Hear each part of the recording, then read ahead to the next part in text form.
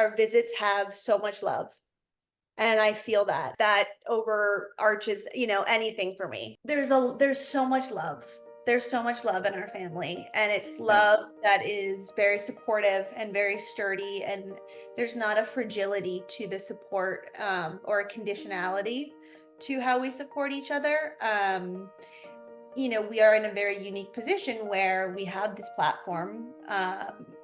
All of us do. All of us in our own ways have a voice and have eyes on us. And I think it's been ingrained into, I know for me, especially, like, how can we use something that's painful or challenging or a struggle and create awareness about it, or find the thing that could be supportive or healing for other people. It's the same, which in this situation is a good thing. Our visits have so much love, and I feel that overarches, anything for me, is being able to have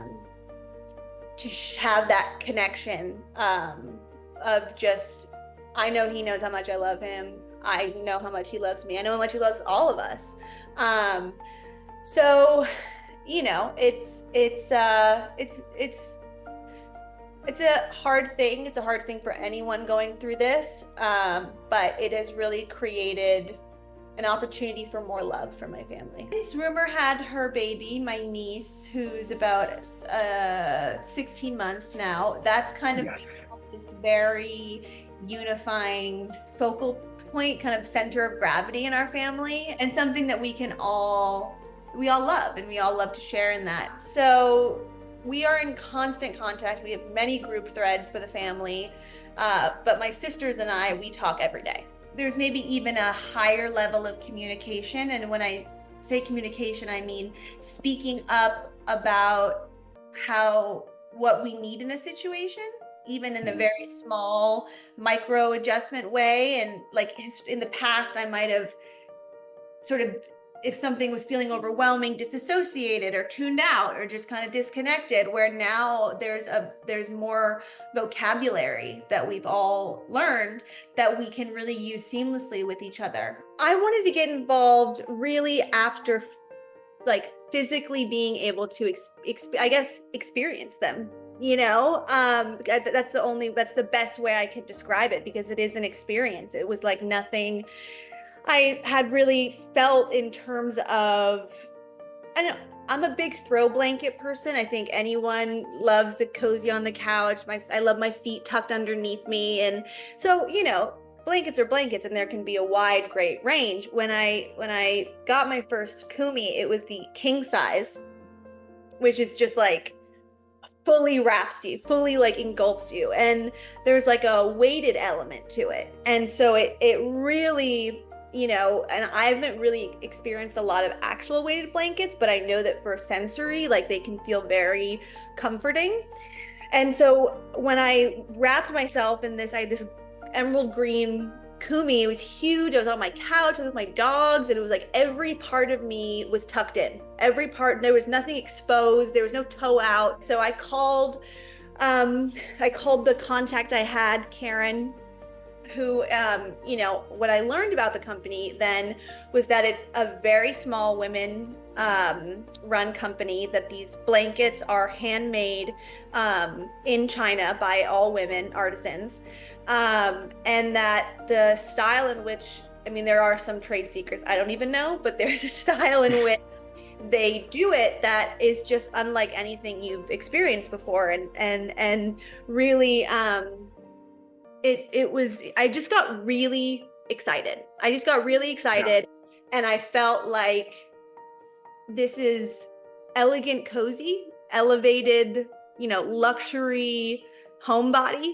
And, and also, given the material and what I saw, because basically after that, I very quickly jumped on and I said, I would love to work with you guys. Like I said, I don't have a background in this. I don't really know what I'm doing, but I know that I want to be a part of this. And that was about years ago. It's taken a while to kind of come to this spot, so I'm really, really excited.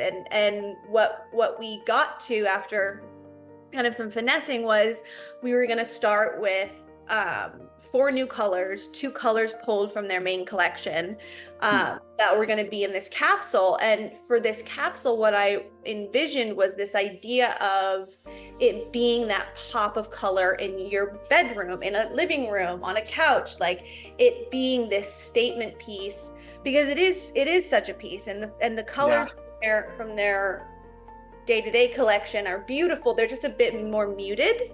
And I was like, no, we need to be bold. We need to be big. We need to jump out at you. Because really, it's like they're begging to be wrapped around you. So the capsule has a few different elements, and the great thing about Kumi is everything is for the most part made to order.